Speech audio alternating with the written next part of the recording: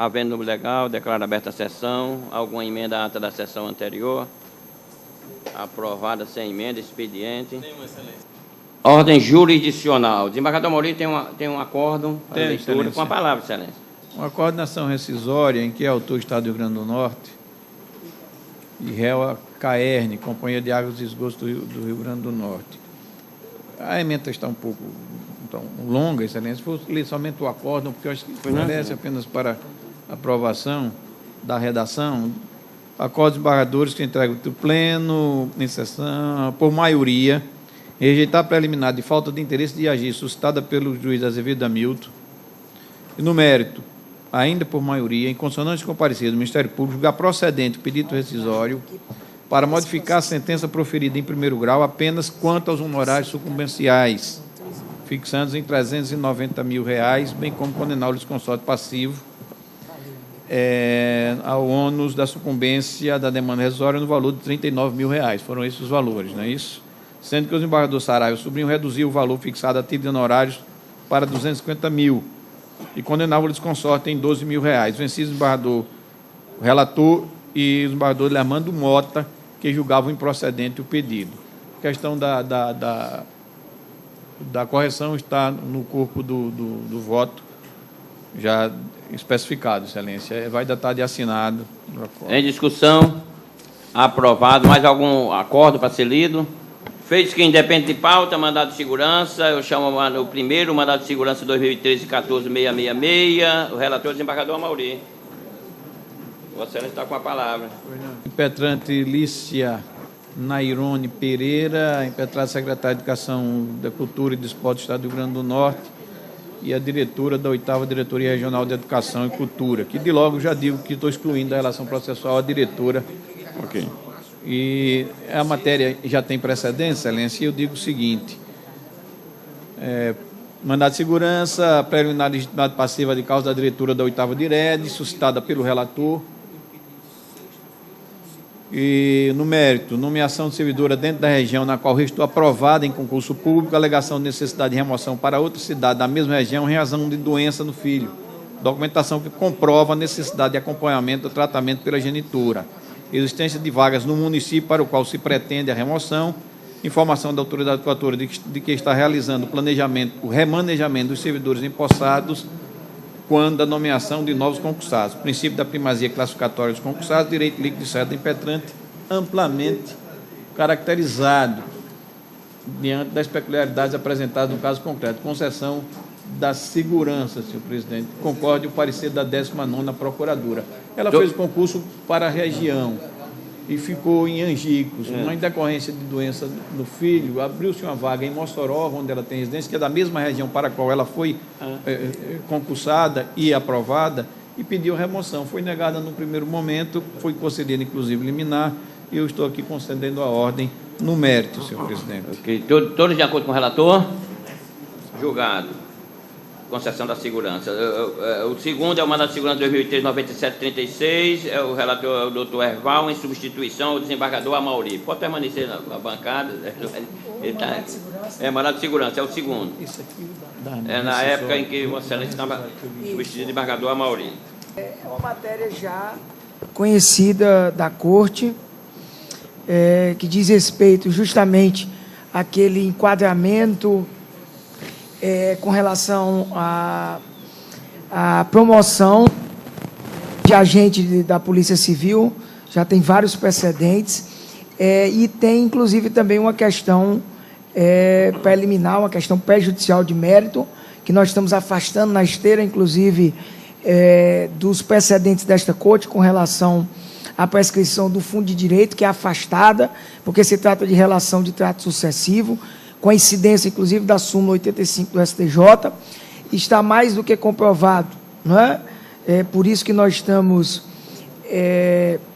dando coro à súplica da impetrante, que realmente ela faz jus à promoção da 3ª classe para a classe especial. A falta que tinha sido considerada outrora foi devidamente justificada em processos administrativos consoante devidamente comprovado nos autos. Então, com essas considerações, e tendo em vista que é uma matéria já enfrentada por essa corte, inclusive eu trago a cotejo, inclusive um precedente recente do desembargador Amilcar Maia. Nós estamos votando pela concessão da segurança, inclusive em total harmonia com o parecer da Procuradoria de Justiça. Como voto? Alguma divergência? Julgado, concessão da segurança. O terceiro também é de Vossa Excelência, é o mandado de segurança 2013-16-918. Senhor presidente, trata-se, inclusive... Desta feita, substituindo o desembargador Cláudio Santos. Isso. Eu vou aqui nominar, para fins, inclusive, de eventual suspeição ou impedimento de algum membro da Corte, mandado de segurança com liminar, número 2013-01-6918, dígito 4, impetrante Rita Maria de Oliveira Pereira, impetrada a governadora do Estado, e também o secretário de Estado de Administração dos Recursos Humanos, e também, senhor presidente, é uma questão, inclusive, já por deveras discutida nesta corte, já assentado um entendimento, inclusive nós estamos trazendo também, com esteio em outros precedentes dessa corte, a preliminar de ilegitimidade passiva, a de causa que eu suscito agora, da governadora do Estado, e inclusive acho que tem que ouvir, não é, o procurador, que eu estou suscitando, e eu estou suscitando e só faço questão de dizer ao nobre procurador aqui presente que essa preliminar que nós estamos suscitando nesse momento tem diversos precedentes, inúmeros, inclusive eu estou trazendo e posso citar, inclusive os precedentes do Glauber Rego, em 21 de agosto agora de 2013, também da juíza convocada Sueli, e diversos outros que eu faço menção aqui à questão dessa preliminar.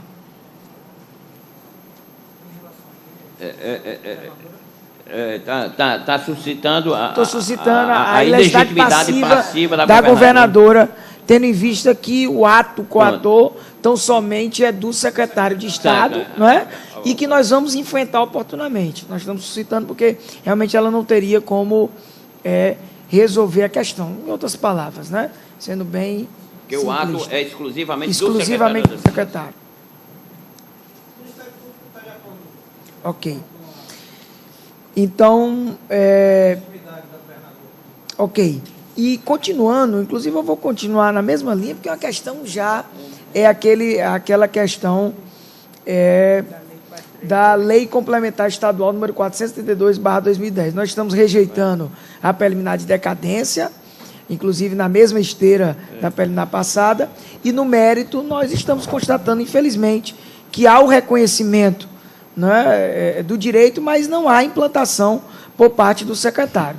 E por isso, e com aquela alegação já recorrente, infelizmente, de ausência de dotação orçamentária, atingimento do limite prudencial, que nós estamos inadmitindo, estamos também implantando, determinando a implantação com aquela ressalva de somente após o trânsito julgado.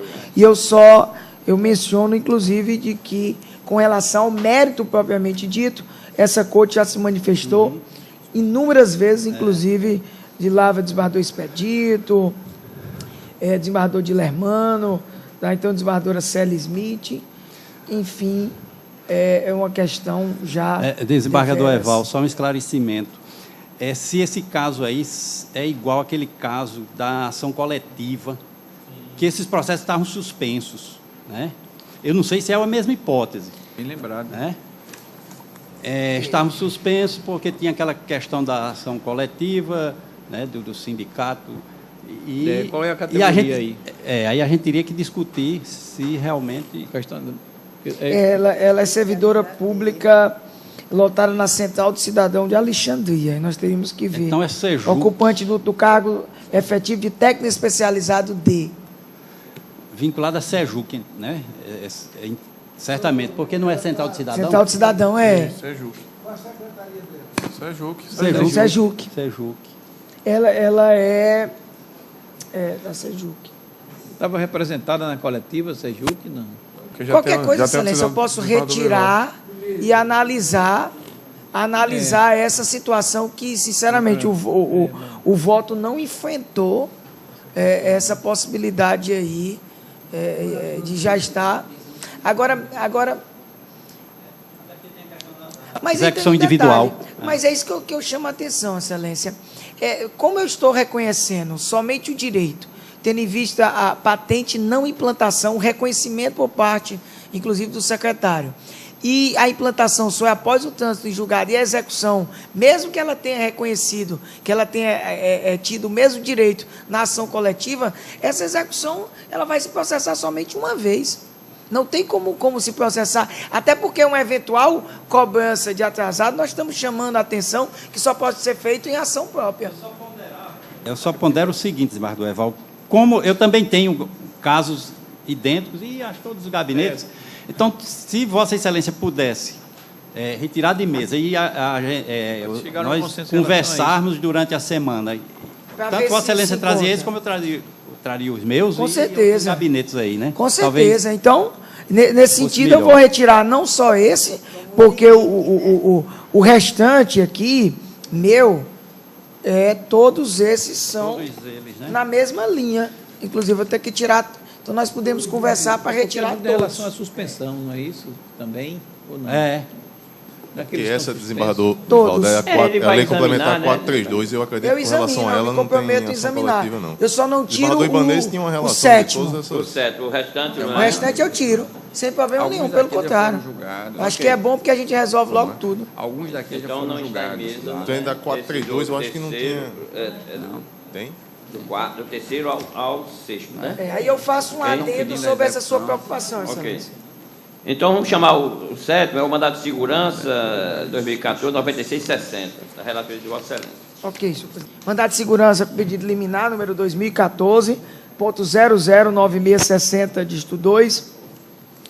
Impetrante José Martins Sobrinho, impetrada a governadora do Estado do Rio Grande do Norte. Senhor presidente e demais colegas, é uma questão, inclusive, também já enfrentada por esse sodalício, inclusive com a tese jurídica já devidamente estabelecida, é aquela questão de policial militar com relação ao direito à percepção dos vencimentos correspondente ao novo enquadramento. Em suma, o que é que acontece? Há o reconhecimento administrativo e, sabe-se lá por quê, não há o devido pagamento. E aí a tese do Estado que não é aceita é aquela questão do limite orçamentário, na qual, evidentemente, esse tribunal já rechaçou, motivo pelo qual nós estamos verificando o afrontamento claro aos princípios constitucionais da legalidade e isonomia, tendo em vista que ele trabalha como cabo e, na realidade, recebe como soldado. Então, nós estamos atestando o direito de certo dele e as mesmas cautelas, o recebimento dos valores retroativos a partir da impetração, mas, evidentemente, os efeitos patrimoniais somente após o trânsito julgado e a cobrança de eventuais atrasados em ação própria e, inclusive, com diversos precedentes. Os precedentes com relação à limitação fiscal do STJ, a qual essa corte várias vezes reverberou os mesmos, e com relação ao mérito do então desembargador Oswaldo Cruz, do desembargador Expedito, do desembargador Glauber Rego, mais recente, inclusive de 30 de abril de 2014, da desembargadora Zeneide e também do desembargador Vivaldo Pinheiro. Com essas considerações, nós estamos em consonância com o parecer da 20ª Procuradoria de Justiça, concedendo em parte a segurança, para que seja implantado nos assentos financeiros pertinentes após o trânsito julgado, o subsídio no valor de R$ 3.483,62, correspondente ao enquadramento funcional na graduação de cabo PM nível 9, nos termos da tabela de aplicação do subsídio constante do anexo 1 da Lei Complementar Estadual número 463/2, com efeitos retroativos à data da impetração do mandamos e sob pena de multa diária de R$ 500 à autoridade coatora. Como voto, senhor presidente? Alguma divergência? Não, não é divergência, só um esclarecimento, senhor presidente. Nesse caso, desembargador Val, o impetrante já foi promovido. Já. Essa questão financeira não se limita à alçada do secretário de administração? Né?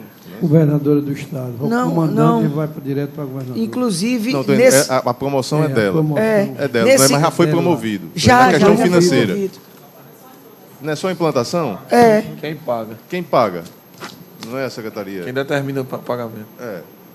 Porque me parece uma coisa tão pequena que Da alçada da... Mas infelizmente, inclusive, eu trago, inclusive, um precedente de Vossa Excelência. Não, eu sei, eu estou dizendo, mas eu tô, me veio aqui. É a questão da autoridade, né?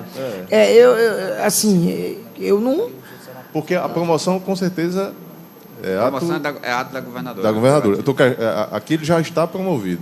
A questão é a implantação. E a implantação, me parece que não. Não, é ato da governadora. Que não é. Inclusive, Entre nas aspas, informações, em momento nenhum... Vai para o controle, vai para a controladoria, devolve e não vai para o gabinete E fica civil, na esfera de no limbo. secretário. Fica sem. Não é ato. Todo mundo tira da chuva, viu? Em momento nenhum, inclusive, Excelência, o Estado... Não é de ninguém. Viu? O Estado nem suscitou.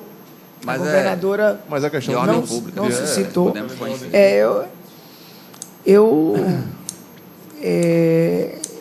Eu mantenho o nosso posicionamento, porque, com todo respeito, eu entendo que a governadora aqui, ela inclusive tem, como ela é a autoridade máxima do Estado, ela vai determinar que o secretário... Eu tenho um caso idêntico aqui, que o que é que no ofício o procurador diz?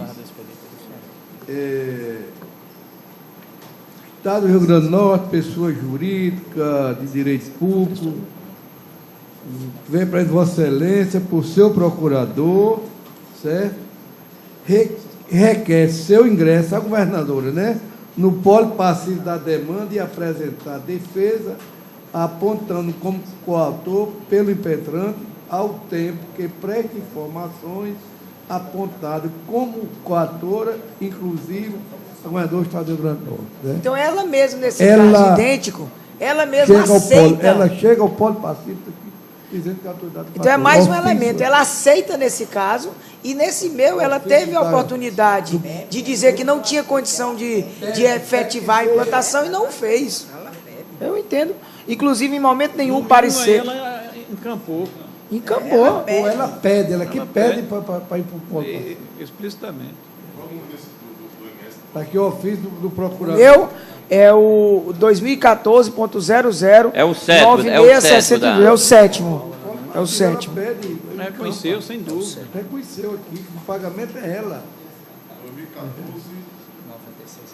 2014, 96,62. Ela traz como argumento, tão somente o Estado traz, a questão da repercussão financeira. Procurador, 27 de maio de 2004, Francisco Igor Rebouças Júnior.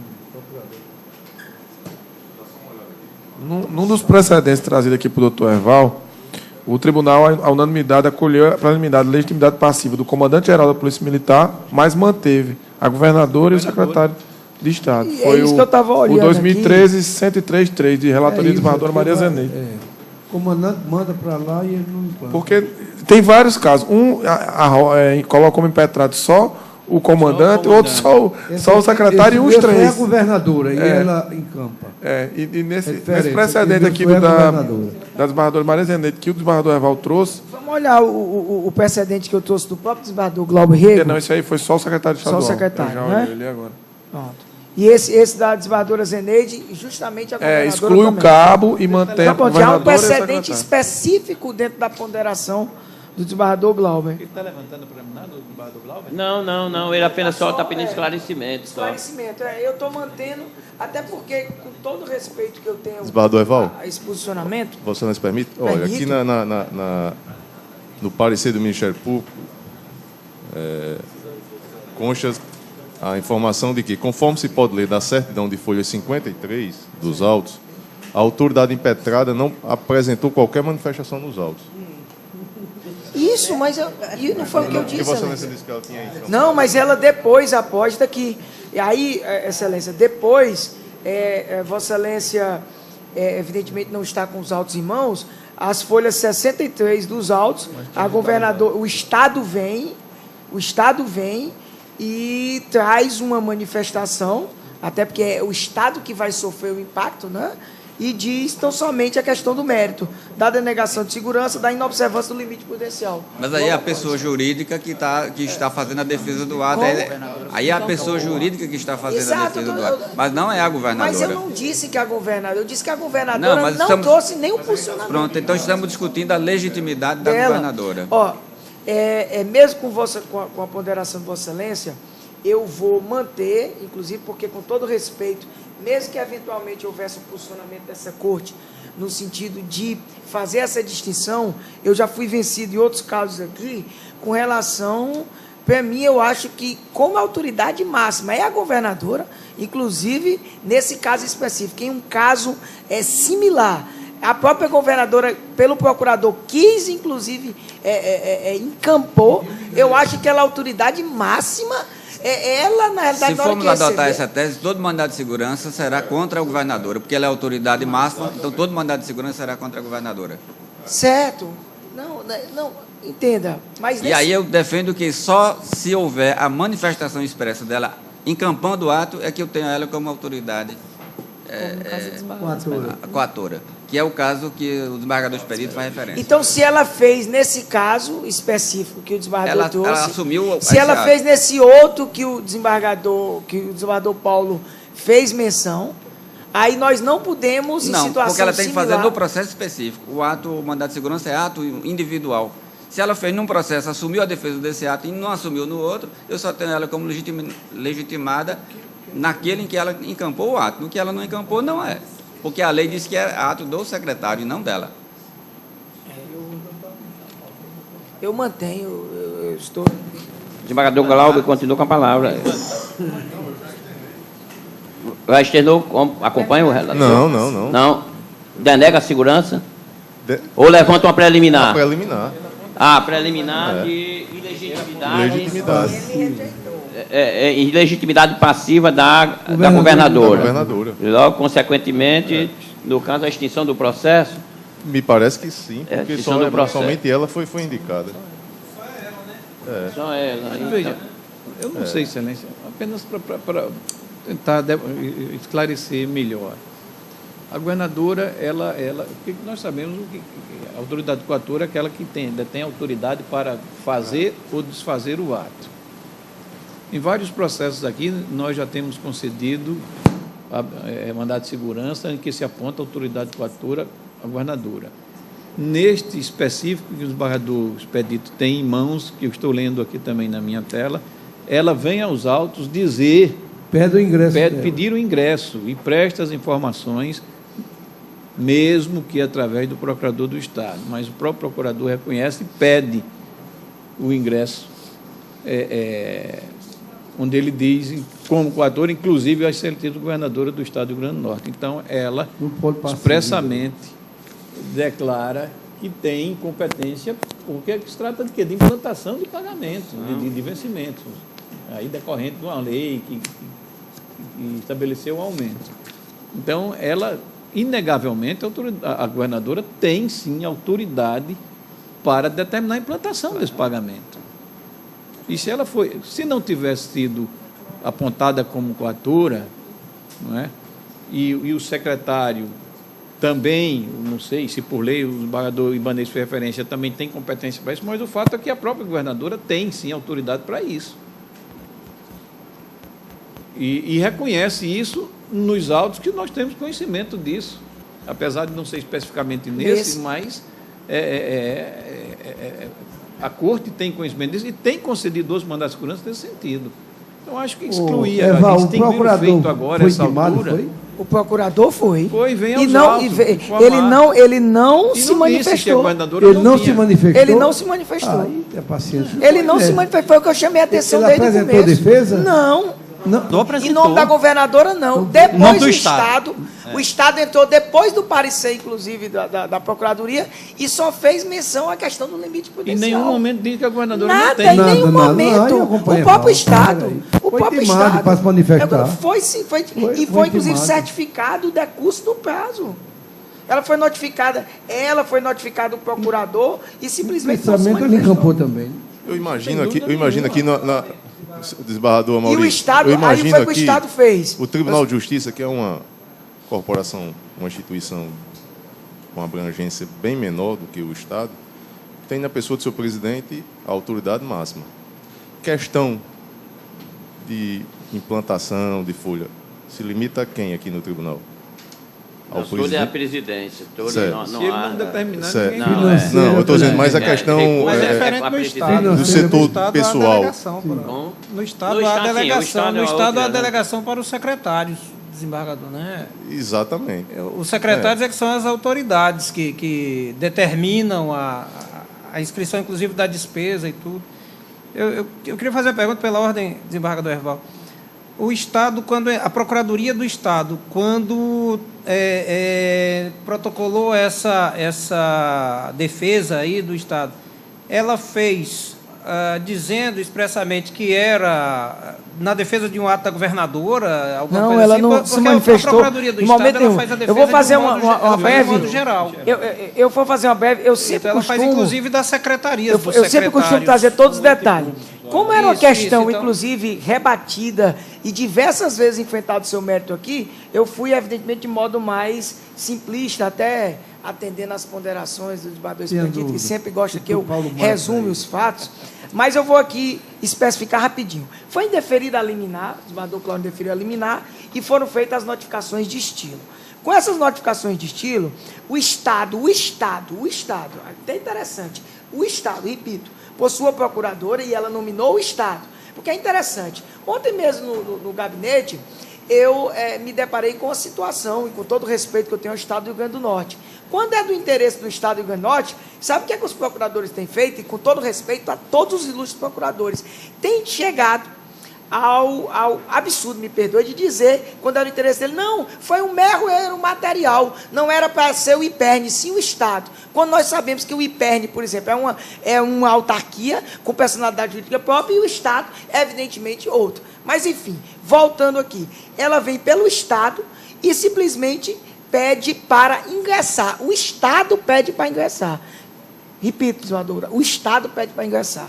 Aí o Estado ingressou e não houve apresentação por parte da governadora de nenhuma manifestação. Ela, como autoridade apontada como coautora. Houve o parecer aqui, porque às vezes a secretaria junta antes, não dá para entender. Mas o que acontece? Aí vem a defesa do Estado, eu repito, do Estado, que não faz qualquer menção a essa questão, se é a governadora, se é a secretaria. Qualquer menção a essa peculiaridade. Só diz que realmente, pelo limite prudencial, pela questão da lei de responsabilidade fiscal, não poderia, que por essa questão deveria ser extinto o feito, inclusive, sem... Desembargador Herval, uma última tentativa de convencê-lo. A promoção ela está definida já.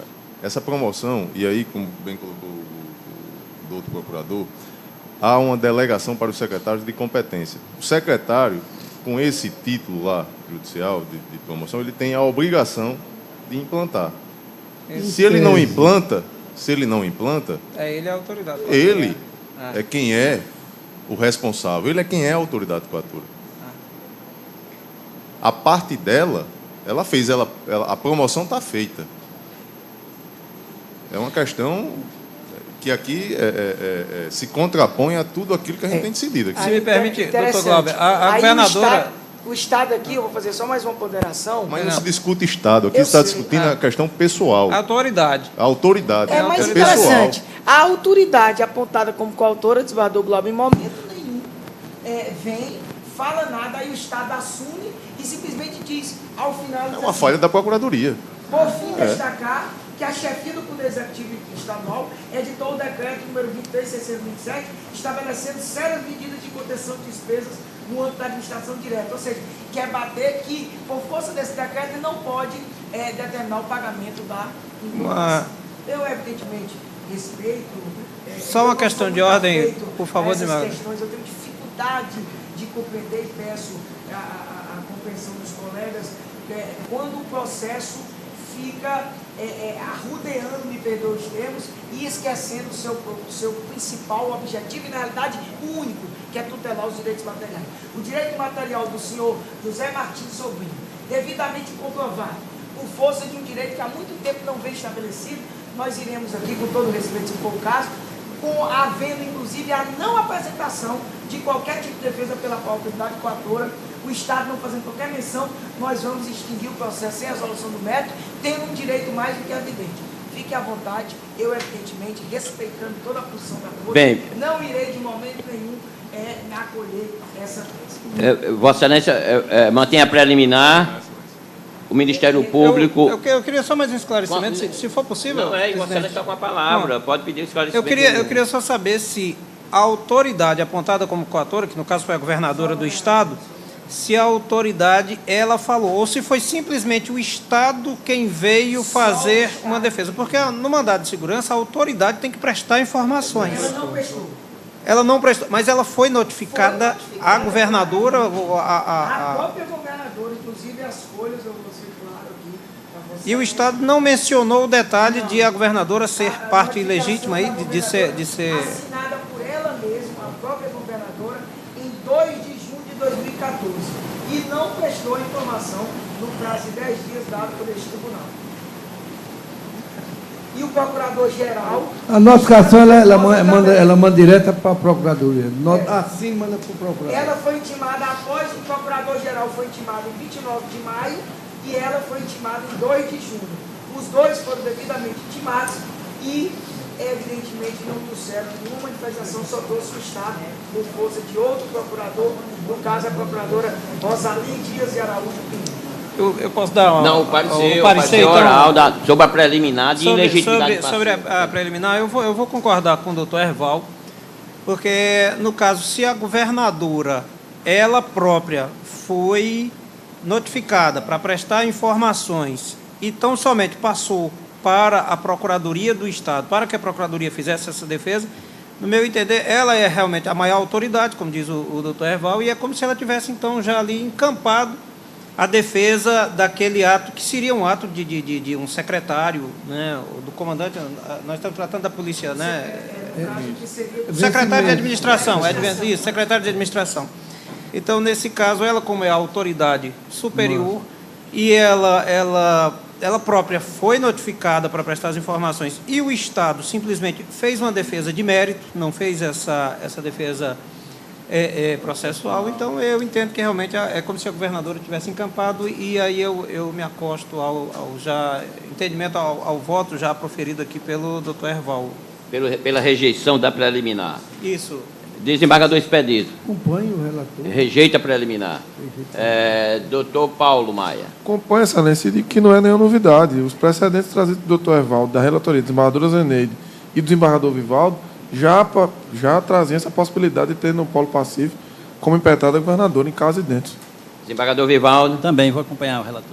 Rejeita a preliminar. Doutor Nilson. Então, igualmente, Excelência. Rejeita a preliminar. Desembargador doutora Ana Carolina. O relator, rejeitando a preliminar. Desembargador Ibanez. Eu acolho a preliminar, senhor presidente, porque a preliminar de ilegitimidade de parte pode ser reconhecida, suscitada, inclusive, de ofício pelo julgador.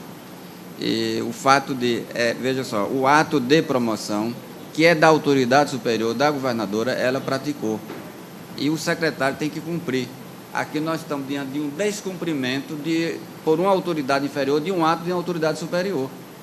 A lei, e eu aplico o princípio da legalidade, a lei diz que cabe ao secretário efetivar os pagamentos, vencimentos e vantagens dos servidores públicos, e não a governadora. Não é ela que implanta em folha, não é ela que pratica nenhum ato, nem ela que determina que o secretário não pague. Até porque, quando ela assinou a promoção do servidor, do policial, ela concordou e tinha certeza que o ato era para ser efetivado, inclusive com o pagamento. Como é que agora eu vou dizer que... Não. O ingresso do Estado é por força da Lei 12.016, que diz que a Procuradoria é obrigada a fazer a defesa do ato. A pessoa jurídica pode integrar a relação processual para a defesa do ato. E fez em nome da pessoa jurídica e não em nome da governadora. A encampação só é possível quando a autoridade expressamente manifesta a encampação no ato, faz a defesa do ato. Não fazendo em um processo e fazendo no outro, não pode ser estendido aquele processo no qual ela não encampou esse ato. Por isso, senhor presidente, eu não posso admitir que a governadora, por ser a autoridade maior, seja legitimada a responder como autoridade coatora em todo o mandado de segurança, porque senão todos os mandados de segurança contra a autoridade do Poder Executivo devem ser apontados como a governadora como autoridade coatora, porque sempre a autoridade maior no Poder Executivo. E aí nós vamos mudar a regra do processo. O direito dele é bom e pode ser proposto depois contra a autoridade correta, sem prejuízo algum. Agora, existe uma regra processual que eu tenho a obrigação de respeitar, e eu acolho a preliminar. Senhor presidente, pela ordem, eu me equivoquei, eu acompanho, eu acolho a preliminar, eu entendo que é do secretário de administração, desculpe. Okay. Vamos terminar o julgamento, e aqueles que quiserem mudar de posicionamento, no final se manifestarão, se quiser mudar de posicionamento. Desembargador Glauber foi quem propôs. Desembargador Gilson. Mais uma vez, o desembargador Ibanez traz suas ilustrações e, por isso, eu acompanho. Acolha a preliminar. Desembargador Amauri. Excelência, eu vou rejeitar a preliminar com todas as vênias. Eu acho que, primeiro, não se estar aqui aplicando genericamente essa teoria, com todo respeito, por ser a governadora a autoridade máxima, teria, sim, todos os mandados de segurança, sem dúvida. O que é fato é que, em processos similares, nós já temos decidido assim, nesse especificamente, que estará logo em mesa para julgamento no barra do expedito, a governadora, o Estado vem em nome da governadora, pede ingresso e defende o ato. Neste caso, a governadora não veio aos autos, foi notificada e não veio dizer que ela não era autoridade competente para tanto, que deveria ter vindo. Veio o ente público, sim, mas representando o governo do Estado, que a Procuradoria representa quem? O próprio Estado. E não disse que não era autoridade competente, que a governadora não tinha competência para determinar. Muito pelo contrário. Nas informações, no processo da relatoria do barra do expedito, ele mesmo diz: segundo informado pela administração, de fato, o governo somente autorizou o pagamento da implantação da primeira parcela de 30% do mês de setembro. Quem autoriza é o governo, nós sabemos disso. Então, eu acho que aí... Em tese é o secretário, mas quem autoriza hoje... Ele implanta por determinação superior, porque se a governadora não determinar, ele não implanta. Ele não implanta, ele não paga. E se ela tivesse vindo, eu poderia até discutir. Rejeito com todas as vendas preliminar, acompanho o relator em que pese divergir quanto à questão que ele fez referência nós estamos aqui sim para a prestação do direito material, mas nós temos regramentos, não é, procedimentais que às vezes nós não podemos avançar nem desprezá-los de todo. Temos que seguir determinados procedimentos. Não genericamente, como Vossa Excelência falou, mas é uma discussão paralela que eu não quero abrir aqui, mas acompanho o relator no caso concreto, Excelência. E digo mais, poderia até discutir mais detalhadamente a questão, se a governadora viesse aos autos para dizer que não tinha, e demonstrasse que não tinha competência para determinar a implantação desse pagamento. Eu rejeito. Então, rejeita a preliminar. Desembargadora Judite. Eu peço venha a divergência, o desembargador Glauber, que os que rejeita a preliminar. Rejeitaram, também rejeito. Pronto. Alguém deseja se manifestar mais sobre? Então, por maioria, rejeitou a preliminar. Vencidos, desembargador Glauber Rego, Ibanez Monteiro, Ana Carolina e Gilson Barbosa. E no mérito, Vossa Excelência está concedendo a segurança. Todos de acordo com o relator de concessão da segurança. Senhor presidente, com mérito, eu tenho aqui não sei se divergência, uma sugestão aí ao relator. Deixe-me ver aqui o que é que ele, na parte final. Voto.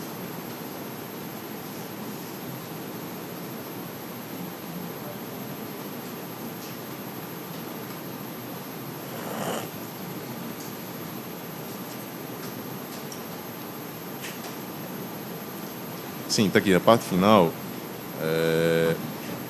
Com efeitos retroativos, a data da implantação do mandamento, sob pena de multa diária de R$ 500 para o caso de descumprimento da autoridade coatora. Não há aqui a definição de um limite nessa aplicação da multa diária. E eu acredito que aqui foi inclusive debatido no pleno essa questão da aplicação da multa extraíndice, e aí eu entendo que deve ter um limite, porque senão... Mas e aí, Vossa Excelência concorda com a Até o cumprimento da decisão. Até o cumprimento, Excelência. Realmente eu tenho... mais uma vez, eu pedi bem ao vosso entendimento. Eu, particularmente, nunca limitei nenhuma decisão minha e tenho, inclusive, me esteirado em diversos precedentes, inclusive, hora do STJ e STF, não acolhendo essa questão da limitação para se dar efetividade à ordem judicial. E aí, desembargador Glauber, eu sinto que um dos maiores problemas, não com relação ao Estado do Levante, mas um dos maiores problemas que o Poder Judiciário enfrenta hoje perante a sociedade é justamente essa questão do descumprimento da ordem judicial. Nós vivemos um estado de insegurança jurídica mesmo muito grande com relação a esse descumprimento. Então, eu entendo que devemos sim ser rigorosos e não há por que imaginar que a senhora governadora do Estado, em receber uma ordem do Tribunal de Justiça, uma ordem simples para a implantação de algo, inclusive dentro do raciocínio de Vossa Excelência, que ela mesmo já externou a vontade de fazê-lo quando promoveu, que ela vá, evidentemente, descumprir. Eu não tenho dúvida, ela não vai descumprir, ela vai cumprir. Então, a pena de multa diária de R$500 sem limitação é mais do que razoável. A minha sugestão ela decorre dos até precedentes. Em recurso repetitivo já se pode baixar o valor da multa. Mas eu acho, como desembargador Glauber, eu acho que a gente deve fixar um limite. Para evitar exatamente o que a gente precisa. São esses os precedentes que tem no STJ. Tem vários. Eu acho que e na Câmara também, aqui nós seguimos. Porque, às vezes, torna até inexequível. Não adianta se arbitrar multa sem limites e que não se paga. E depois o próprio STJ, porque até de ofício tem diminuído essa multa, né? Vossa Excelência propõe um limite? Não, o relator já disse que não, mas o desembargador Glauber... Só poderia propor, eu fico aberto aqui, eu acho que essa questão do limite, que ela foi discutida aqui, se eu não me engano... E é possível limitar, sim, sem dúvida. E razoável. Limitado ao valor do que for apurado na liquidação de sentença? R$10 mil, eu acho que é... Não, 10 mil tem a paciência. 30, que são... 60 ou 90 dias, o relator. 30 mil seria razoável? Sim, eu acho que... É porque eu estou presumindo, eu entendo a ponderação de vocês, mas eu estou presumindo a boa-fé da governadora, ela vai cumprir, então... Não, ninguém está discutindo isso. Não, é obrigação. Não está se discutindo isso, está discutindo, eu acho que é razoável. Mas é para o caso de não. Exatamente. R$30 mil. 30 mil, são 60 dias. Está razoável. Estou de acordo. Muito melhor fazer isso do que depois ter que reduzir, discutir, exatamente. A matéria já está decidida sobre essa diminuição. Eu fico vencido com muita alegria. Agora precisa ter o cuidado, porque estabelecendo limite, o governo pode chegar naquele limite e depois... Seja o que Isso é Deus interessante para ele. Em diversos casos, pelo menos eu não vou falar do governo, porque eu não tenho tanta experiência, só quando vem a esta corte, mas alguns bancos na qual eu tenho a oportunidade de trabalhar, essa discussão do descumprimento... O banco, inclusive, às vezes fica, com todo respeito, o banco, não estou dizendo o governo, não. Mas aí... Ele acha, dentro de uma relação de custo-benefício, o banco acha extremamente interessante que chegue ao limite e pagar. E às vezes ainda até diz para a gente, em outras palavras, bote mais umas 2, 3 multazinhas dessa, que é uma beleza, eu vou pagar. Eu não imagino o custo-benefício... É meramente administrativo, tem outras penalidades que ela pode sofrer. Bem, desembargador, Vossa Excelência propõe o quê? R$30 mil limite. R$30 mil até o... ele está estabelecendo as 30 aí de quanto? R$500 até o limite de R$30 mil, tá bom? Bem... Não, eu sei, Vossa Excelência, essa parte... Os outros concordam com essa disposição? Concordo com o limite. Com o limite, todos concordam com o limite, com exceção do relator.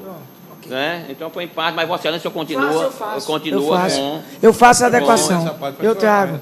Okay? Eu trago. Tá bom? Pode constar que eu trago aí, é o limite de R$30 mil. Até o limite de R$30 mil. Estabelecer de 50... por descumprimento até o limite de 30 mil. Ok, eu faço. Okay. O 8º é o mandado de segurança 2014-7996. Desembargador Expedito é o relator.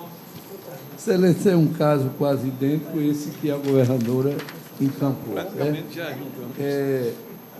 Valdemir Martins Costa da Silva, Marinaldo Rosa da Cruz e Tajiba Ferreira de Lira, certo? São 3, Excelência. Eu estou concedendo...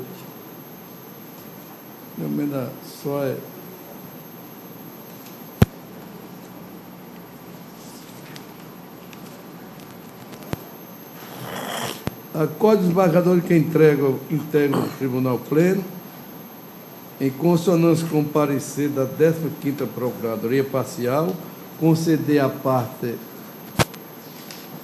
em parte a segurança requestada para determinar que a autoridade coatora proceda à implantação dos proventos impetrantes Valdemir Martins Costa da Silva e Marinaldo Rosa da Cruz em folha de pagamento na forma prevista na Lei Complementar 463 de 2012, após o trânsito em julgado, com efeito retroativo à data da impetração do mandame, denegando a segurança com relação ao impetrante Itagiba Ferreira de Lira, que não comprovou que foi promovido, Excelência. Alguma divergência? Não. O caso não, ok. Então, a unanimidade dos termos do voto do relator. Eu chamo o mandado de segurança, o 9º, 2014, 4056, doutor Paulo Maia. Está aí mesmo, Excelência. É um caso não é tão corriqueiro, aliás, acho que não é corriqueiro, então vou me estender um pouco mais, mas sempre fazendo aquela síntese para que possa chegar ao conhecimento de Vossa Excelência. É um mandado de segurança em processo penal. É um caso que foi decretada a multa por abandono de causa no júri a uma advogada na comarca de Caicó. É aquele júri famoso, foi com repercussão muito grande do radialista F. Gomes, em Mossoró, ou em Caicó. E na audiência do julgamento, Tribunal do Júri, a advogada renunciou ao mandato, o réu também, assim, disse que queria destituí-la, e o juiz da comarca de Caicó, o juiz criminal, quem eu rendo minhas homenagens aqui, inclusive, pelo laborioso trabalho neste caso, que foi um trabalho muito grande e de muita consistência, ele condenou a advogada a uma multa de 50 salários mínimos por abandono de causa. Então, a impetrante, que é a advogada, veio aqui ao Tribunal com mandado de segurança, argumentando de que não poderia haver essa condenação, essa sanção processual sem defesa, e também que violaria a Constituição Federal, essa imposição dessa multa. No parecer ministerial, houve a arguição de inconstitucionalidade incidente, tanto do artigo 265 do Código de Processo Penal, que é justamente este artigo que trata da imposição de multa em caso de abandono de causa, quando do julgamento pelo Tribunal do Júri. E então está aqui concluído. Eis o breve relatório. Em discussão, o relatório aprovado. Pode votar, senhor. Pois bem, em primeiro lugar, eu vou analisar a prejudicial de mérito que foi levantada pela Procuradoria de Lavra do eminente doutor Pedro Souto, que eu tenho muito respeito, tratado de um criminalista também, que é justamente sobre a questão da inconstitucionalidade do dispositivo do artigo 265 do Código de Processo Penal sobre a imposição de multa ao defensor que abandonar o processo, se não por motivo imperioso, que estaria contrariando, no entender do Ministério Público, o artigo 5º, inciso 13, 24, 25, 54, 55, 57, artigo 7º, inciso 4º e 133. Eu já adianto que estou rejeitando esta preliminar, tendo em vista que, no meu entender, ao contrário do que defende o Ministério Público, o artigo 265 não viola o devido processo legal, pois tal dispositivo foi elaborado de forma a prestigiar os princípios da efetividade e celeridade da justiça, para evitar que, no julgamento pelo Tribunal do Júri, utilize o advogado e a defesa como estratégia o abandono de causa. Lógico que a sanção disciplinar correspondente será aplicada pelo OAB, em caso de que seja configurada essa manobra apenas com o interesse de procrastinar o feito. No entanto, isso não exclui da apreciação do Poder Judiciário essa questão. Reforçando esse meu entendimento, é de se destacar que não há no STF, até o presente momento, nenhum julgamento suspendendo a validade deste artigo. Apesar de que este artigo, que foi inserido pela Reforma Processual Penal de 2008, está atacado pela ação direta de inconstitucionalidade 4398, impetrada pela Ordem dos Advogados do Brasil, que está com o ministro Toffoli.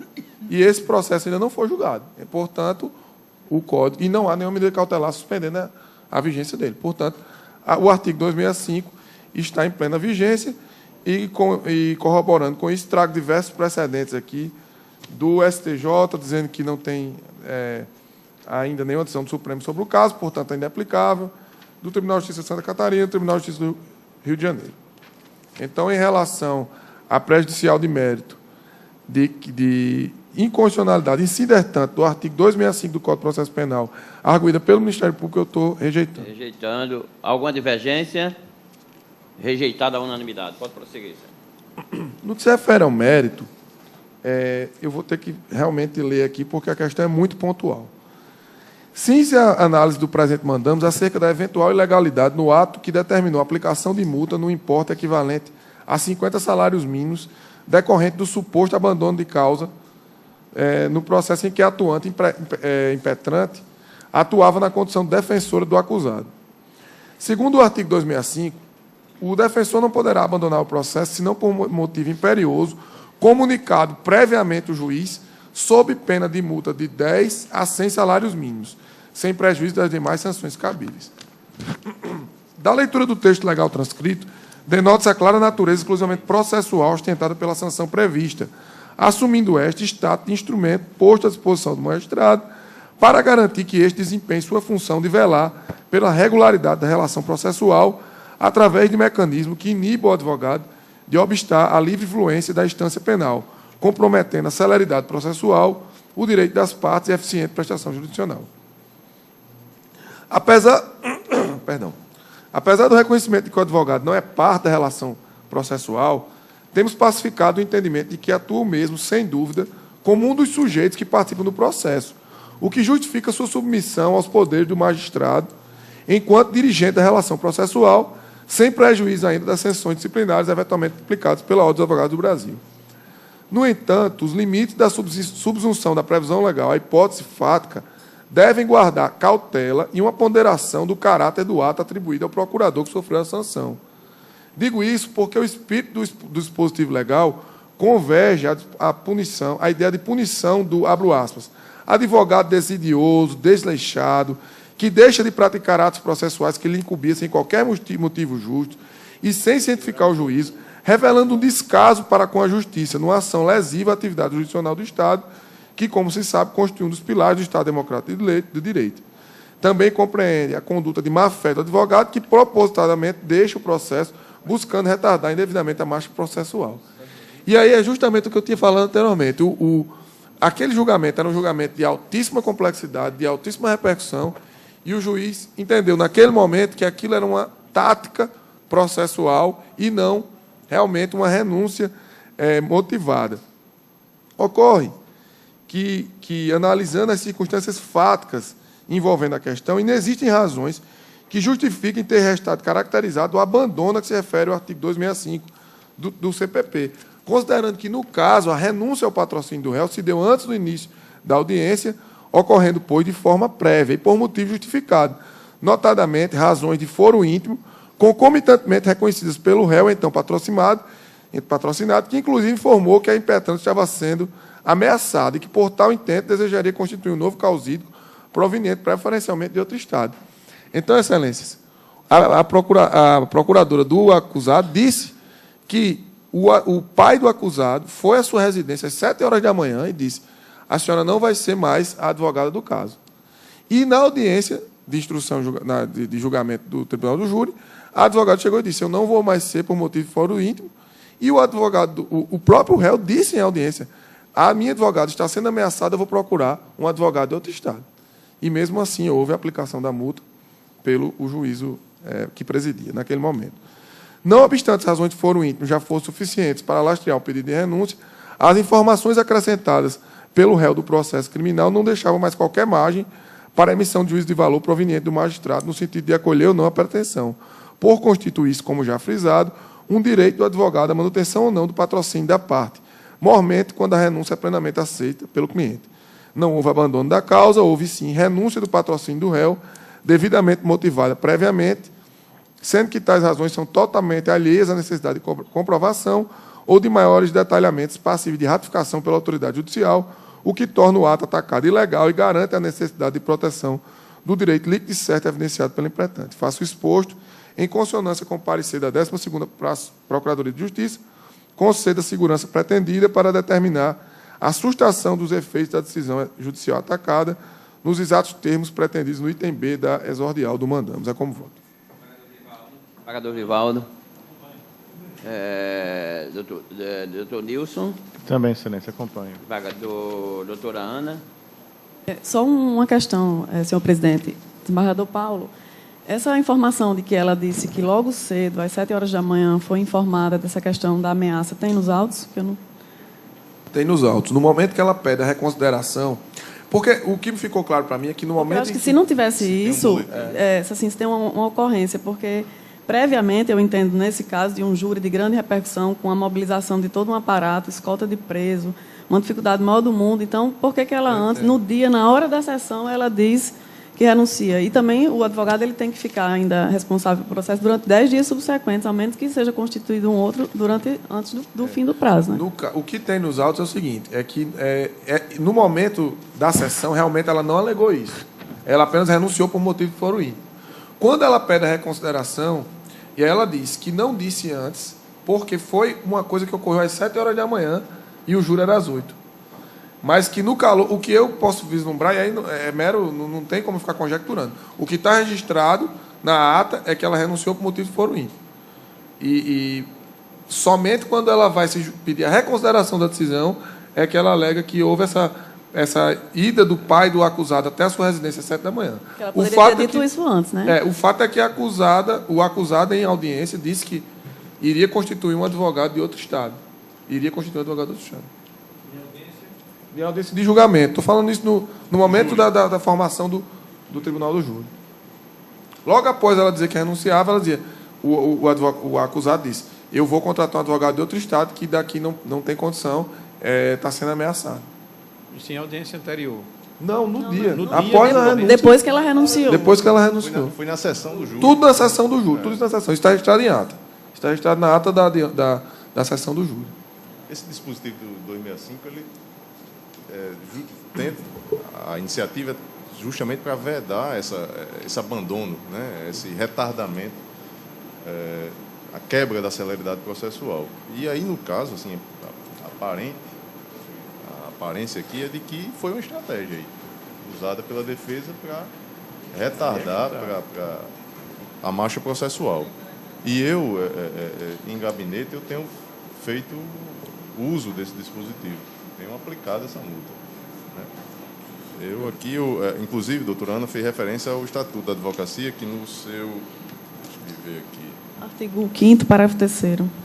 Artigo 5º, parágrafo 3º, exatamente. O advogado que renunciar ao mandato continuará, durante os 10 dias seguintes à notificação da renúncia, a representar o mandante, salvo se for substituído antes do término desse prazo. E ela não foi destituída. Inclusive, na sequência, ele renunciou, ele destituiu. É uma estratégia.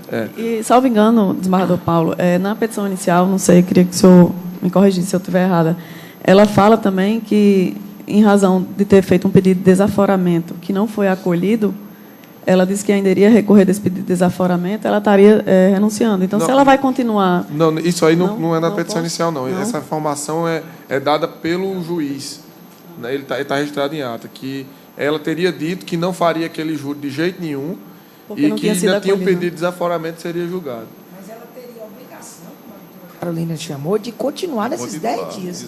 Isso eu vou me manifestar, mas isso aí é indiscutível. Eu apenas entendo, e aí só para defender minha posição, é que ela, no momento em que disse que se sentiu ameaçada, e que o próprio acusado disse que queria constituir outro, ela não tinha mais condições de continuar no júri. Inclusive, era do interesse dela, porque ela disse que estudou e que se aprofundou no tema e vinha acompanhando. Inclusive, teve uma reunião com o juiz no dia anterior, e que está também registrada essa ida dela ao gabinete do juiz no dia anterior. Então, eu não vi como estratégia, eu vi que realmente ela ficou abalada e foi. Mas ela poderia ter dito isso na hora que ela renunciou, né, doutor Paulo? Né? Poderia, sem dúvida poderia, mas eu entendi pela análise dos autos, que isso corrobora com a realidade. Doutor Paulo, eu posso me adiantar, pedir a parte rapidinho. Quais foram os fundamentos trazidos pelo juiz para aplicar a multa? Quais foram os fundamentos?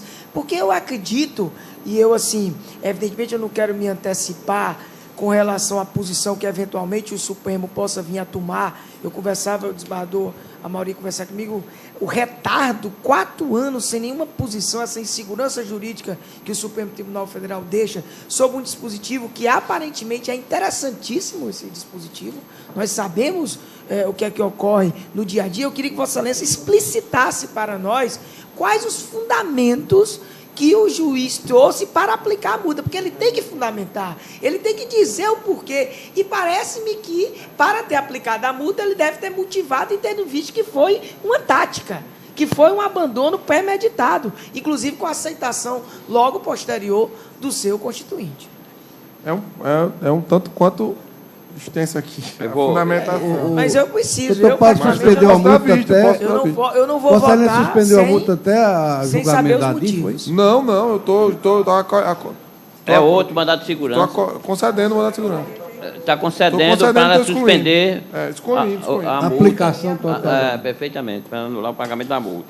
Eu vou tomar os votos, já que houve o debate, o doutor Paulo Maia, agora vem o doutor desembargador Vivaldo. Excelência, eu já tinha me manifestado acompanhando o relator, até porque esse caso é um caso bastante complicado lá em Caicó. Até o juiz já entraram com sessão de suspeição e é muito tumultuado. Então, acredito que o juiz teria sido, talvez, precipitado na hora em que a advogada disse que está sofrendo ameaças e tal, então eu acompanho o relator. Foi não. A ameaça foi no dia, não foi? Foi, ela alega que foi às 7 horas da manhã. Eu entendo, porque, veja, aí a gente não tem como não fazer conjectura. É impossível não fazer. Pelo menos, se eu fosse acreditar que ela realmente usou como estratégia, eu dizer, não, é tudo mentira, não tem nada de verdade aqui. Se eu for seguir, se eu concordar que realmente houve ameaça, entendendo toda essa situação fática que envolvia este crime, que abalou a cidade, abalou a região, e que teve repercussão em todo o Estado, e que é possível que essa comunicação e essa ameaça tenha ocorrido, essa notícia de que havia ameaça tenha ocorrido na manhã do júri. É possível como uma forma de intimidar ela para que ela não atuasse de forma tranquila, de forma condizente. Doutor Paulo, Vossa Excelência permite? Fazendo a leitura aqui na inicial, que é feita a transcrição da decisão lá do magistrado, é dito o seguinte, abro aspas aqui: a renúncia aos poderes conferidos no momento do julgamento, pegando todo de surpresa, causando perplexidade na sessão do julgamento, configura abandono de causa, na forma do artigo 265 do CPP, notadamente porque nenhum motivo justo foi apresentado para uma postura tão apartada da boa-fé e da técnica profissional recomendada. Além disso, agrava a situação o fato de os motivos apresentados pela advogada já serem de seu conhecimento anterior, isso é dito pelo magistrado, e, portanto, caso agisse de maneira transparente, poderia, no mínimo, ter evitado gastos públicos consideráveis com o deslocamento do seu constituinte, preso que está. A postura da advogada esvazia completamente o direito de defesa e atenta contra a dignidade da ordem dos advogados do Brasil, considerada pelo artigo 133, tal. Então, aqui o magistrado, ele rebate cabalmente. Pois é, eu discordo do magistrado, por isso que eu estou reformando. Ok. Vou tomar. Desembargador Vivaldo, acompanha o relator. Doutor Nilson. Senhor presidente, eu quero rever minha posição e eu denego a segurança. Né? Denega a segurança. Denego. Então, o relator concede, o desembargador Vivaldo acompanha o relator e Vossa Excelência denega a segurança. Doutora Ana Carolina. Estou denegando a segurança. Denegando a segurança. Inclusive, lendo aqui a liminar indeferida pelo desembargador João Rebouças, ele explica exatamente, ele faz a ponderação, tudo que foi pela denegação da liminar. Eu pediria só um esclarecimento, desembargador Paulo. A decisão foi do doutor Luiz Cando? Isso, doutor Luiz Cando. Foi Luiz Cando. Foi. Porque houve uma dúvida Na que se teria presidência sido de outro, na de outro presidência juiz. do Tribunal do Júri. Exato. Mas peraí, ela disse que no dia o pai foi na casa Foi. dela, o pai do réu. Mas ela antes já vinha sendo, foi isso que eu entendi? Antes ela já tinha o quê? Já vinha sendo ameaçada. Não. Ela, inclusive, estava pronta para fazer o júri. Tanto que visitou o gabinete do juiz. Mas ela não avisou isso de manhã, não. Ela só avisou depois que ele aplicou a multa e ela fez um pedido de reconsideração alegando isso. De manhã cedo, ela simplesmente renunciou e não disse qual era o motivo. Disse que era uma questão de foro íntimo. Isso, exatamente. Porque no momento ela apenas disse que era um momento de questão de foro íntimo. Ele diz ainda aqui, o magistrado, se não permite. O desembargador Glauber disse aí, não foi na justificativa do magistrado? Exatamente o que ele diz aqui, desembargadora Judite. Outra questão que não pode ser esquecida é que, apesar de instada a declinar o motivo do abandono para que se pudesse aferir o motivo imperioso, a bacharela se limitou a informar que o motivo era que tentou desaforar, não conseguiu e que ainda tinha prazo para recorrer. Além disso, constitui infração disciplinar e prossegue. Então, aqui, o magistrado, é a palavra que ela não traz, ela não junta nos autos, não tem nenhum boletim de ocorrência. Nenhum. E outra coisa, com todo respeito a Vossa Excelência, desembargador Paulo, com essa consideração que Vossa Excelência só traz como reforço de argumentação de que o motivo de foro íntimo é motivo suficiente, nós vamos fazer tábula rasa do dispositivo criado recentemente pelo legislador, porque basta eu invocar o motivo de foro íntimo e eu consigo a estratagema de facilitar e tumultuar todo o processo com a tática de defesa, com todo respeito. Por isso que eu fiquei preocupado, desembargador Glauber Rego, com a percussência que lhe é peculiar, foi logo na inicial, eu não fui tão perspicaz, e eu pedi aqui ao colega os autos, e verifiquei que a decisão está muito bem, inclusive, fundamentada, muito bem, inclusive, delimitada. Então, nós estamos dentro de um mandato de segurança, retirando, suprimindo um ato judicial, com a previsão legal de uma lei constitucional, com uma motivação, com o devido processo legal. Só esclarecendo, Excelência, que como é um caso bem pontual lá, esse de Caicó, que ela diz aqui que o próprio Ministério Público concorda com a... Isso. Eu queria reforçar isso também. Tanto o Ministério Público, que estava atuando no momento, concordou com a renúncia, como o Ministério Público, que opinou posteriormente, também disse que não deveria ser aplicada a multa. Então, a própria acusação concordou que não havia estratagema. Então, o juiz criou aí, na meu entender, uma vontade. Às vezes a gente tem uma vontade muito grande de resolver o caso e acaba criando uma coisa que talvez não tenha ocorrido. Mas, desembargador Paulo, eu não sei se Vossa Excelência viu mais para frente, que eu não fui ver, mas o Ministério Público não concordou, não. Ele disse que nada poderia ser feito aqui no termo.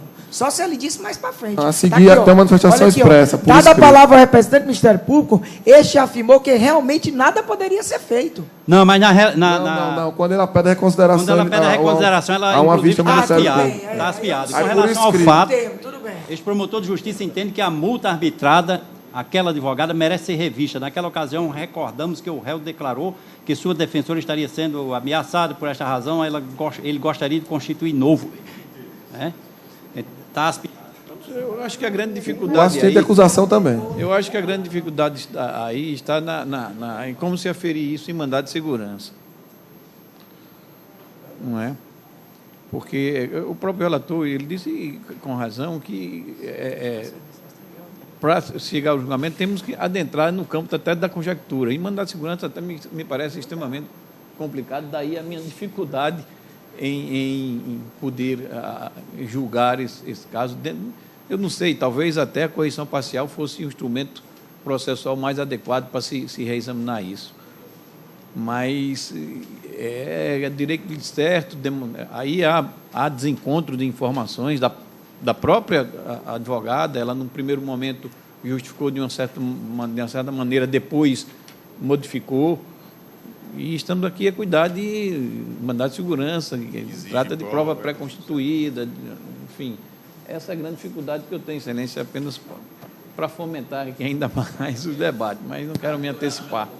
Eu voto pela denegação da segurança.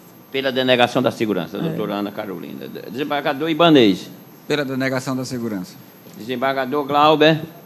Senhor presidente, pedindo vênia ao relator pela denegação da segurança, tão somente, agora, não sei se seria concessão parcial para reduzir o valor da multa. Eu concordo também com redução. Está aqui aplicado em então 50 salários mínimos. Concessão parcial. Que seria a multa de não, 10 mas no caso aí não é nem concessão parcial, porque você está denegando, mas reduziria a multa. Denegando, mas reduzindo a multa. Não. Denegou. Denegou a total. Eu acho que tem que ver o pedido. Por favor. O pedido não tem. E na caso de exclusão da decisão. Exclusão da decisão. Não, vai. É exclusão da decisão. A concessão da segurança para sustar os efeitos da decisão judicial proferida pela autoridade impetrada, eis que é não caracterizado o abandono de causa. Inclusive, como o desembargador Amauri nos chama a atenção, será que nós temos condições, na via estreita do mandado de segurança, de afirmarmos se houve ou não houve o abandono da causa? Concessão, denegação. Denegação. É denegação, no caso. Perfeitamente. Porque, no caso, se ela tivesse pedido o pedido alternativo, seria a concessão parcial. Desembargador Gilson. Também denego. Denega a segurança. Desembargador Amauri. Também, excelência. Como eu disse, eu tenho dificuldade em aferir exatamente esse abandono na estreiteza do mandado de segurança, da via mandamental. Porque teria que se abrir uma instrução aí para se examinar em que grau houve ou não houve. Pelo que eu pude colher dos autos, há, sim, duas informações ou duas justificativas diferentes. O juiz está mais próximo da causa, conhece o andamento. Ela, inclusive, tentou, no primeiro momento, desaforar, não conseguiu. E aí iríamos partir para a conjectura. E, em não conseguindo, vou adiar, de qualquer forma, me afastando do processo. É claro que é conjectura, mas não está, eu acho que ela não demonstrou nos autos a liquidez do seu direito, não justificou a tempo e modo a sua, inclusive essa ameaça que surgiu somente num dia, quando ela já vinha defendendo, inclusive com pedidos de aforamento e outras, e exercitado o seu direito de defesa em outros momentos. Eu peço todas as vênias e vou denegar a segurança também. Denegação da segurança, desembargadora Judite. Excelência, eu vou pedir vista do processo. Vista do processo. Os demais aguardam o voto vista. Aguardamos. Ok. Agora a gente passa para o 15º mandado de segurança 2013-14.538. O relator é o desembargador Glauber Rio. Em mesa, senhor presidente. É o mandado de segurança 2013-014-538, dígito 0. Impedrantes: Judite Virgínia da Silva, Nilva Maria Pereira Ribeiro, Aguinaldo Adonis de Azevedo, Frama Maria de Souza, Enélia Cláudia Carneiro de Oliveira Amorim e Ricardo Alexandre de Jesus Barbosa. A matéria aqui já exaustivamente debatida aqui na Corte. Tem que ver só o quórum do desembargador Glauber, que é GTNS. É GTNS do Executivo. Do Executivo, não sei que algum desembargador não funciona. Do Executivo... É do Executivo, senhor presidente. Assumindo momentaneamente a presidência, suspeição de desembargador Expedito, desembargadora Judite, quem mais? Só. 2, 4, 6, 8. Tem quórum, né? Há quórum, excelência. Acordo, excelência. Então, aqui é de acordo com os precedentes, excelência, acolhendo suscitando a preliminar de decadência. Naqueles casos, GTNS do Executivo. Há GTNS precedentes do Executivo. da Corte. Eu indago da Corte se há alguma divergência em relação ao tema. Nenhum. Acolhida preliminar. Então, Evaldo? Acolho. É aquela preliminar trazida pelo desembargador Ibanez. Exato, né? aqui, Isso, tá certo. da decadência. Então, acolhida a decadência. É preliminar da relatoria? Da relatoria, Vossa Excelência. Ok. A unanimidade de votos. Tecnicamente falando, foi. Os feitos que independem de pauta. Senhor presidente, trata-se de 2 embargos de declaração em agravo regimental em ação civil originária, número 2013-014-425-4005, dígito 0. Que é embargante o Sindicato dos Policiais Civis e servidores da segurança pública do Estado do Rio Grande do Norte, e embargado do Estado do Rio Grande do Norte. Rapidamente eu vou fazer menção a Vossa Excelência, esse processo que já é de conhecimento desta corte, é um processo, inclusive, que ainda não foi enfrentado o mérito, mas já diversas vezes chegou a essa corte. Então, de duas decisões que constam, inclusive, no processo, inclusive uma bem atrasada, nós estamos trazendo a cotejo esses dois embargos de declaração, na qual há alegação de omissões e contradição, e que nós estamos verificando, e fizemos questão, inclusive, de trazer claramente aqui, inclusive em negrito, todas as posições trazidas pelo desembargador Cláudio, que enfrentou todas as questões aduzidas pelo sindicato. Motivo pelo qual, certo ou errado, as questões foram enfrentadas, todas elas em sequência, inclusive enfrentadas de modo, inclusive, bem específico, bem direto, motivo pelo qual, nos dois embargos de declaração, nós estamos conhecendo, mas rejeitando ambos os embargos do sindicato, do Simpol-RN. Como voto, senhor presidente? Alguma divergência? Rejeitados à unanimidade, nos termos do voto do relator, devolvo a presidência ao desembargador Adesso. Reassumo a presidência com muita honra. Recursos em mandado de segurança, o doutor Erval tem embargo de declaração da época em que substituiu o desembargador Amauri. Tenho Com a palavra, dois. excelência. Tenho dois. O primeiro deles é em exceção de suspeição, não é? Número 2014.006893, origem à vara criminal da comarca de Caicó. O embargante é Getúlio José de Medeiros e o embargado é o juiz de direito da vara criminal da comarca de Caicó. Nesses embargos de declaração, a qual o voto, inclusive, está devidamente disponibilizado, a alegação de omissão no acórdão relativo à negativa de oitiva de testemunhas. Não é? A abordagem feita foi superficial, onde, inclusive, nós indicamos claramente que não havia o motivo de suspeição que levasse ao pré-julgamento.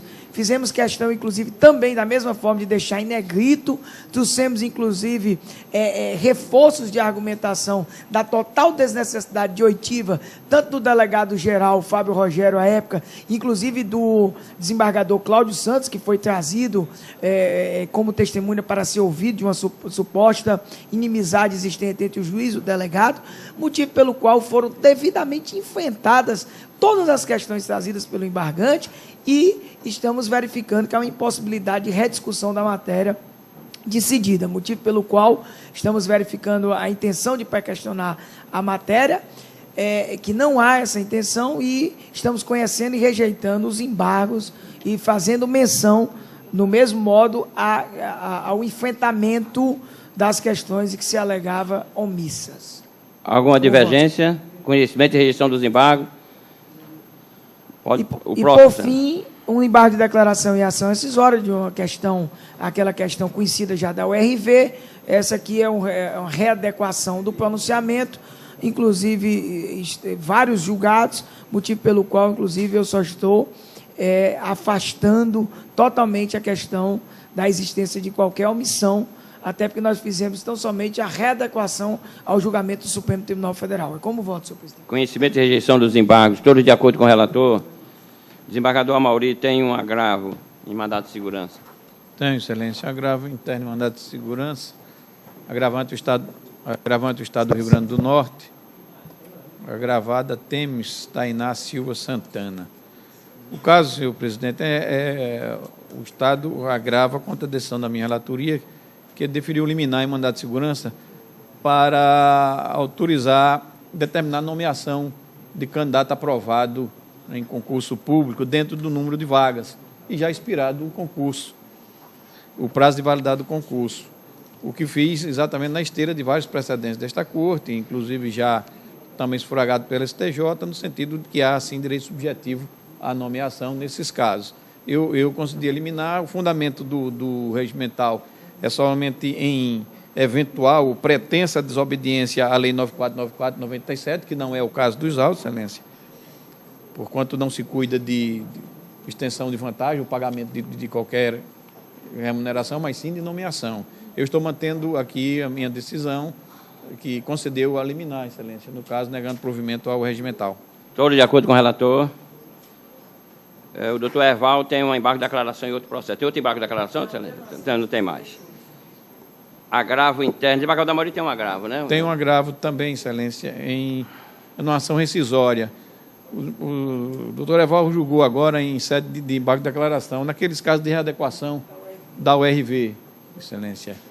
Só que aqui é numa ação rescisória e o recurso é de agravo. Eu estou mantendo a decisão, exatamente porque atendeu o que decidido pelo Supremo Tribunal Federal naquela questão, excelência. Há precedentes vários também, eu nego provimento ao recurso. Todos de acordo com o relator. Eu tenho aqui um agravo regimental em suspensão de tutela antecipada, origem segunda vara, o requerente é o município de Natal, procurador Bundo Macedo, e requerido é o Ministério Público. Desembargador jurídico avevou suspeição, que na época quem funcionou no processo foi o desembargador Expedito Ferreira. Trata-se de agravo interposto pelo Ministério Público em face de decisão proferida por este relator, que, conforme no artigo 557 do CPC, negou seguimento a agravo regimental em suspensão de tutela antecipada. Em suas razões, a parte recorrente alegou em síntese que a norma que rege o processamento de recurso interposto no parquê é a do artigo 188 do CPC, que estabelece prazo em dobro para recurso do Ministério Público, uma vez que a Lei 8.437/92 não afastou expressamente a aplicação de tal regramento. Ao final, requeriu a reforma da decisão objulgada para admitir o agravo regimental de folhas tais ante a alegada intempestividade. O relatório, em discussão, aprovado. Preliminar de intempestividade do agravo suscitada nas contrarrazões. Alega o município de Natal que o presente agravo interposto pelo parquê é intempestivo, vez que não se observou o prazo processual simples de 5 dias. Argumenta que os autos foram retirados pelo funcionário do Ministério Público no dia 4 de 12 de 2013, constando o termo de remessa, as folhas 333, averbada pela Secretaria Judiciária do TJRN. Com isso, o Dias Acó iniciou-se em 5 de 12 de 2013 e teve como data final 9 de 12 de 2013, segunda-feira. Aduz ainda que o recurso somente foi interposto em 13 de 12 de 2013, constante se pode constatar através do protocolo postal. A preliminar não se sustenta. Com efeito, acerca da matéria, é assente o Supremo Tribunal Federal que o início do prazo recursal para o Ministério Público se inicia com a entrega do processo na repassagem administrativa. Eu trago aqui alguns precedentes aqui, o ministro Luiz Salomão e vários outros precedentes. Assim, depende do arcabouço processual que a contagem do prazo recursal dá-se a partir do documento de folhas em que consta o recebimento dos autos da Secretaria Especial do Colégio de Procuradores. Desse modo, tal documento noticia que a entrega dos autos se deu em 6 de 12 de 2013, data que estabelece o termo acorde da contagem do prazo de 5 dias para a interposição do agravo. Então, eu estou votando pela rejeição dessa preliminar. E, no mérito, eu não conheci do agravo, não conheci do agravo, pelos mesmos fundamentos, alegando que a contagem é sim, porque a lei especial estabelece esse prazo. E, inclusive, aqui eu tenho precedentes do ministro César Pelúcio, do Supremo Tribunal Federal, e Maurício Corrêa. Então, ante o exposto, voto pelo conhecimento e provimento do presente agravo para manter em conta o julgado vergastado, trazendo os autos à mesa. É como estou votando. Desembargador Amorim. Eu acompanho Vossa Excelência. Doutor Erval. Desembargador Expedito. Está impedido, porque foi perfeitamente. Doutor Paulo Maia. Sem divergência. Desembargador Vivaldo. Doutor Nilson. Acompanho, excelência. Doutora Ana Carolina. Acompanho o relator. Desembargador Ibanez. Sem divergência. Doutor Glauber. Desembargador Gilson. Com o relator. Eu tenho aqui também, vou aproveitar, pedido de intervenção. São 2 processos idênticos, apenas muda só o requerente. O requerente é Judite Cabral Barros, advogado, Renato Augusto Soares, requerido do município de São Fernando do Mato, advogado Carlos Sérgio Moura. O outro requerente Amália Delfino dos Santos, advogado Renato Augusto Soares de Souza, requerido do município de São Fernando do Mato, advogado Carlos Sérgio de Moura.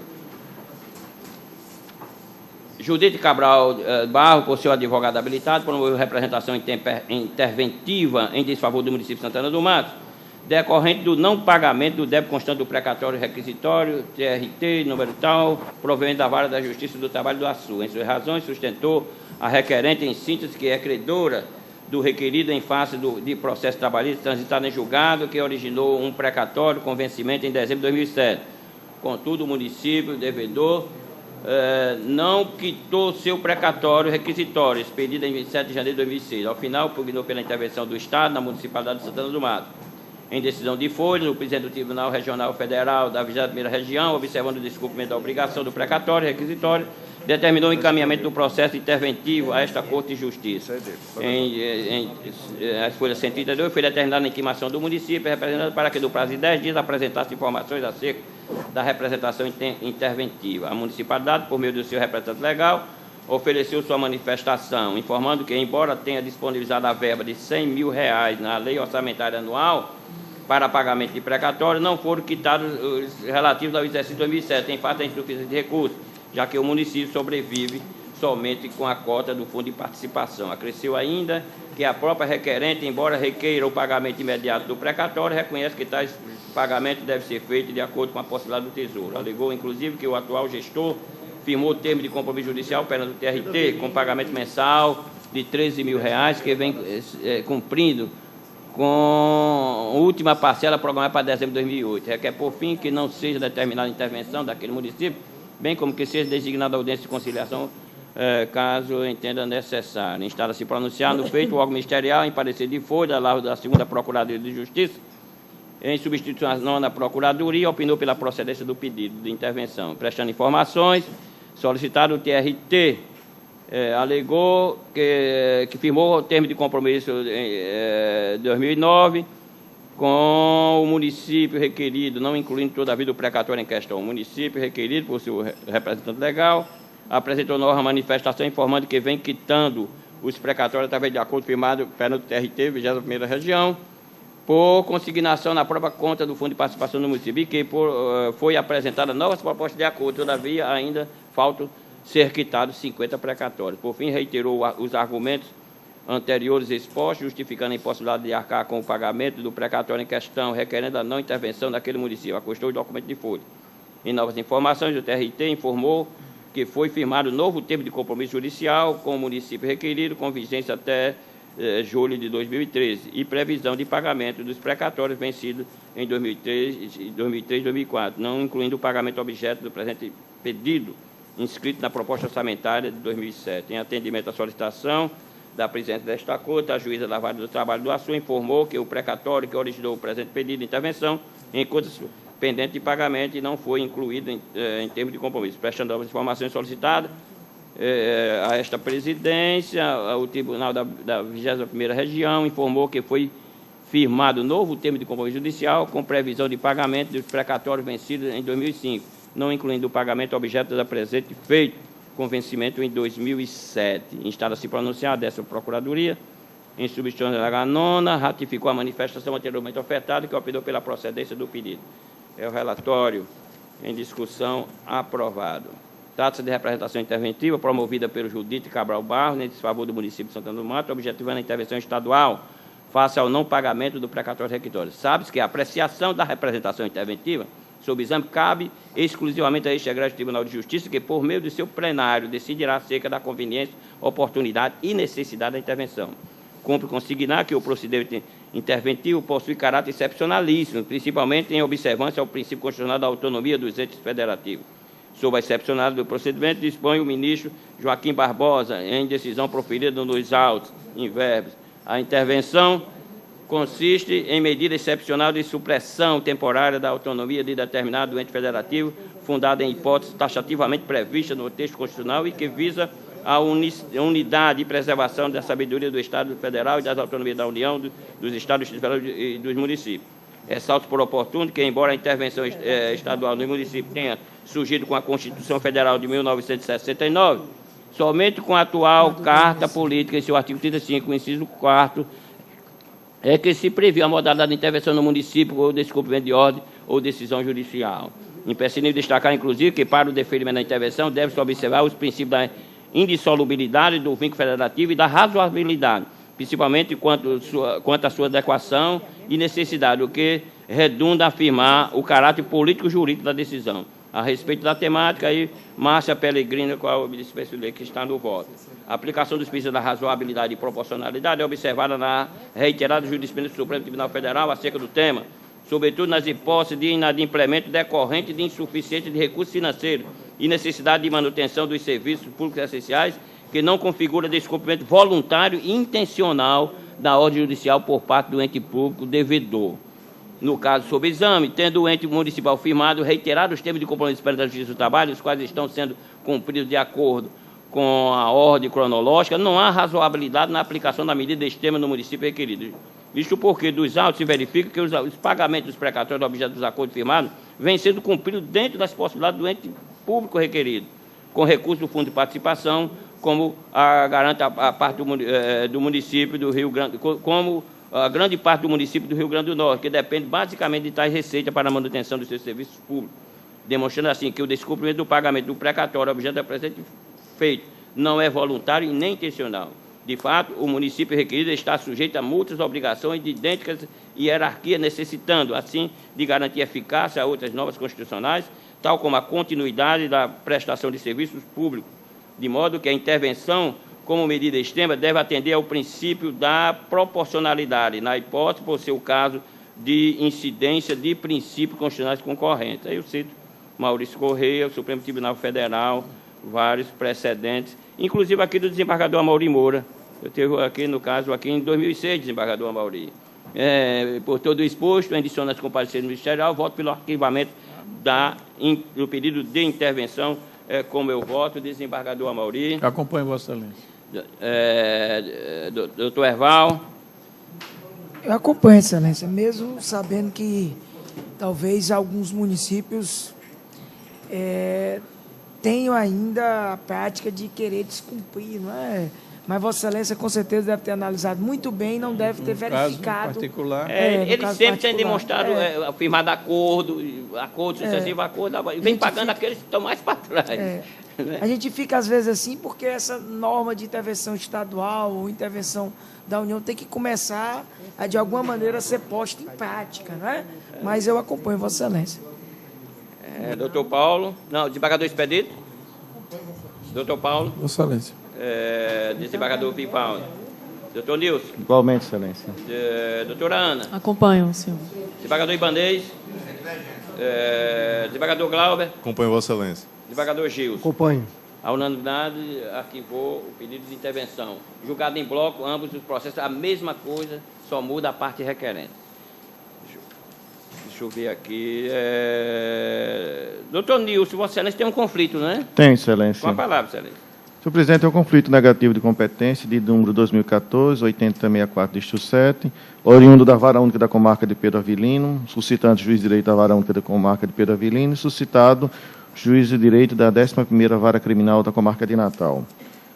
Relatando, trata-se de conflito negativo de competência e quem tem como suscitante juiz de direito da Vara Única da Comarca de Pedro Avilino, suscitado juiz de direito da 11ª Vara Criminal de Natal, no que diz respeito ao processamento de inquérito policial militar instaurado em face do investigado Jailson Adrelino de Souza Cavalcante.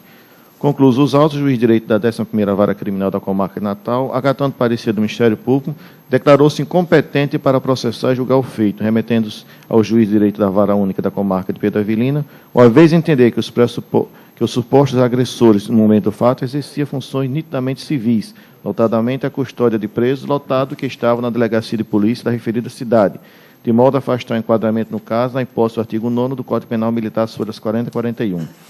Discordando do mencionado inciso, o juiz de direito da Vara Única da Comarca de Pedro Avilino suscitou o presente conflito negativo de competência, uma vez entender que o questionado inquérito policial militar não foi instaurado para apurar o suposto crime de lesão corporal ocorrido no interior da delegacia de Pedro Avilino, mas sim eventual crime militar cometido por Jailson Adrelino de Souza Cavalcante, por não ter concluído no prazo legal o IPM de número 25 de 2005, este último, sim, instaurado para a apuração de delito de lesão corporal acima indicado.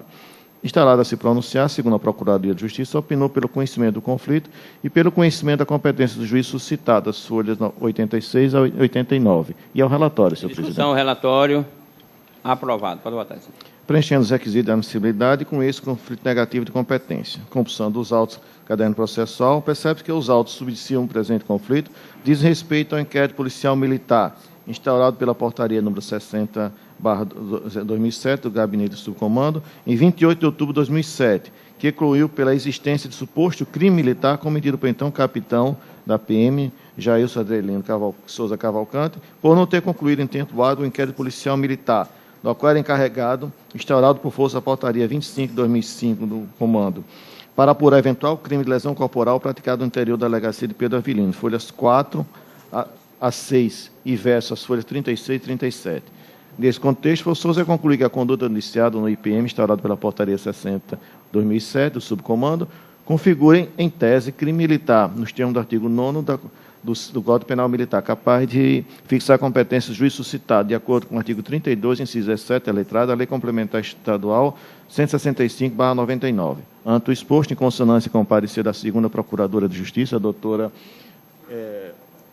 Dacia Oliveira, declara a competência do juiz de direito da 11ª Vara Criminal da Comarca de Natal para processar e julgar o inquérito policial militar instaurado em face do policial militar Jailson Andrelino de Souza Cavalcante. E é como eu voto, senhor presidente. Alguma divergência? Está julgado mais algum processo que independe de pauta? Pauta anterior, não há processo em mesa para julgamento. Pauta do dia, eu chamo o quarto, ação direta de inconstitucionalidade 2013-2758. Relator, o desembargador Glauber Rego. Não está em mesa. Mais algum assunto a ser tratado? Nada mais havendo a tratar, declaro encerrada a sessão.